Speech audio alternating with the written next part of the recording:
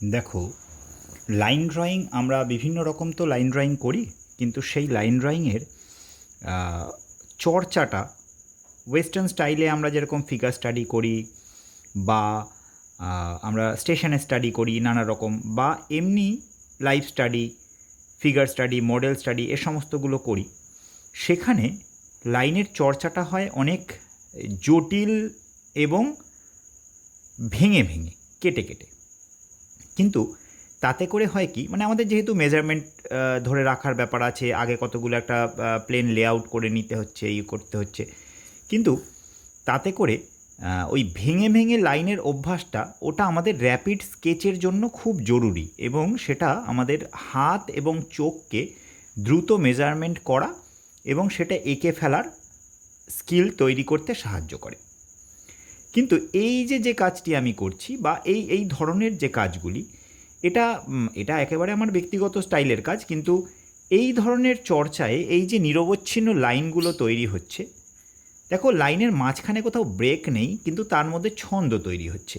এটার উদ্দেশ্য এই কাজগুলো কিভাবে হয় তার প্রদর্শন নয়, এর উদ্দেশ্য হচ্ছে এই লাইনের বা এই রেখার গুরুত্বটা, সেটাকে একটু তুলে ধরা। তার কারণ হচ্ছে, এই রেখাগুলো যখন আমরা টানছি, তখন এগুলোকে আমরা যদি ললিত রেখা হিসেবে ধরি, অর্থাৎ ছন্দ আছে কিন্তু মাঝখানে কোথাও কাটছে না।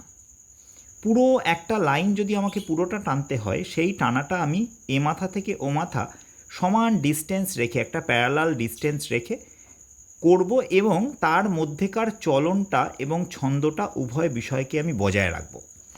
এই অভ্যাসটা, এটা ইন্ডিয়ান স্টাইল হোক বা ওয়েস্টার্ন স্টাইল হোক, যে কোনো ক্ষেত্রেই কিন্তু এই অভ্যাসটা না আমাদের হাতকে অনেক বেশি আমাদের নিয়ন্ত্রণে আনতে সাহায্য করে। আমরা র্যাপিড স্কেচে যেটা করব সেটা হচ্ছে রেখা কিভাবে টানতে হয় বা অবজেক্টকে কিভাবে রেখায় ধরতে হয়। আর এই অভ্যাসটা খানিকটা ওই স্লো ফাস্ট দৌড়ের মতো, যেখানে আমাদের কার্ডিয়াক স্ট্রেংথ বাড়ানো হয়, তাই তো, মানে দৌড়ের ভাষায় বা অ্যাথলেটিক্সের ভাষায় এটা খানিকটা সেই রকম। এটা আমাদের হাতকে কন্ট্রোলে আনে, আমাদের চোখকে কন্ট্রোলে আনে, হাতকে কন্ট্রোলে আনে, এবং রেখা তো ছবির প্রাণ শক্তি, তো সেই প্রাণ শক্তিকে অনেক নিজের নিয়ন্ত্রণে রাখার পথ খুলে দেয় কিন্তু এই ধরনের রেখার কাজ। তাই যারা ইন্ডিয়ান স্টাইল পেইন্টিং করে তাদের তো এটা করতেই হয়। আমার বক্তব্য হচ্ছে, আমরা যে কোনো স্টাইলের পেইন্টিংই করি না কেন, এই ধরনের নিরন্তর টানের রেখার কিছু কাজ যদি আমরা প্রতিদিন অভ্যাস করতে পারি, তাহলে সেটা কিন্তু আমাদের চর্চা এবং আমাদের শিল্প যাপনের ক্ষেত্রে একটা দীর্ঘমেয়াদী ফল দেবে, এটা দিতে বাধ্য।